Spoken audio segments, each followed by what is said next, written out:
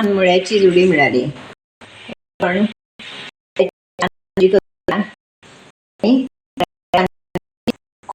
करूया आणि मग तुम्हाला मुळ्याची भाजी चणा डाळ घालून करून दाखवणार आहे. तर त्याचं साहित्य म्हणजे प्रथम मी चणा डाळ चांगली 8 तास भिजत टाकून ठेवली होती आणि ही बघा छान मऊ झालेली अशी चणा डाळ आहे. हा मुळा चिरून घेतलेला आहे, स्वच्छ धुवून चिरून घेतलेला आहे. ओली मिरची, फोडणीसाठी तेल ठेवलेलं आहे. मग तेल ठेवलेलं आहे. तेल तापलं की आपण पुढची कृती दाखवूया. पण तेल आपलं तापलं आहे, मोहरी घातली आहे त्याच्यावर. मोहरी, थोडंसं जिरं. मुळ्याच्या भाजीत कढीपत्ता चांगला लागत नाही, त्याच्यामुळे कढीपत्ता नाही घालायचा आहे.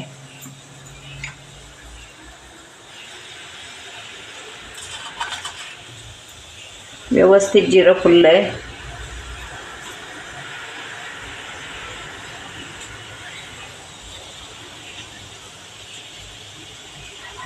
ही चांगली झालेली आहे. आता त्यावर आपण मिरची घालूया. मिरची अशी चांगली परतून घ्यायची. त्यावर प्रथम डाळ घालणार आहे.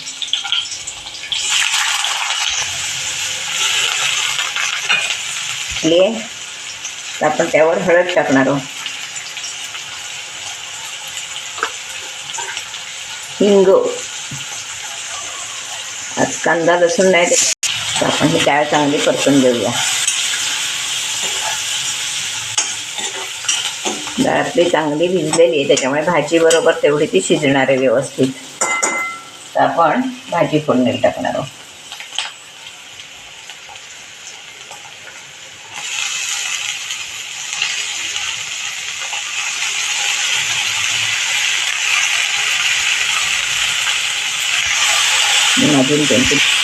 आपण ही भाजी परतून घेऊया.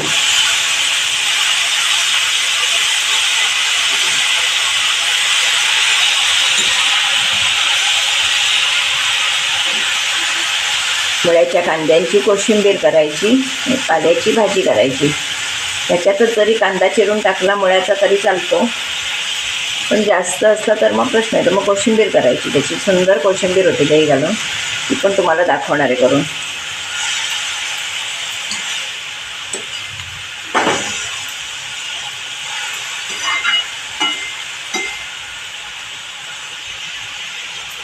तर आपण झाकण ठेवणार आहोत.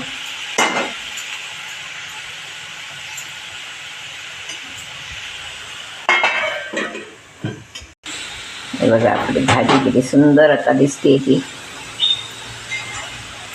भाजी खूप छान लागते. ताजी भाजी बरोबर पोळी भाकरी काहीही चालतं.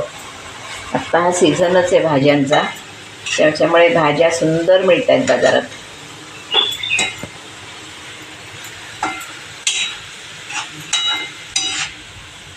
आपण यामध्ये मीठ घालणार आहोत, चवीप्रमाणे मीठ. भाजी जर जून असेल तर थोडं मीठ चोळून पिळून घ्यायची, म्हणजे मग चांगली होते, शिजते. जर जून असेल तर, आज आपली भाजी जून नव्हती त्याच्यामुळे आम्ही काही तसं करून घेतलेलं नाही. बघा छान शिजली आहे.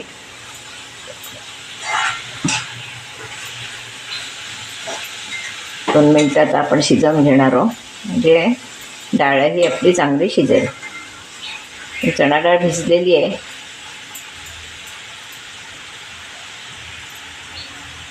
बघा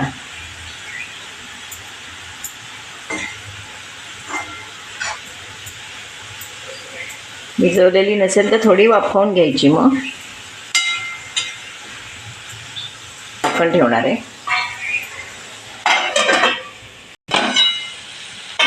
सुंदर वाफ आली आपल्या भाजीला. ही भाजी तयार आहे.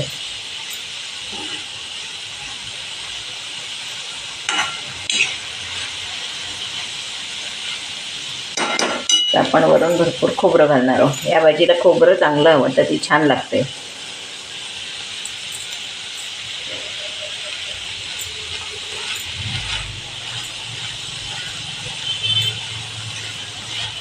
भाजी तयार आहे.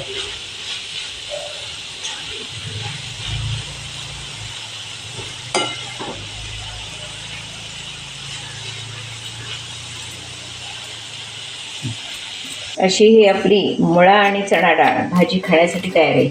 ही भाजी भाकरीबरोबर, पोळीबरोबर, भाताबरोबर, कशाबरोबरही छान लागते. आत्ताच्या या सीझनला भरपूर मुळा येतो आहे.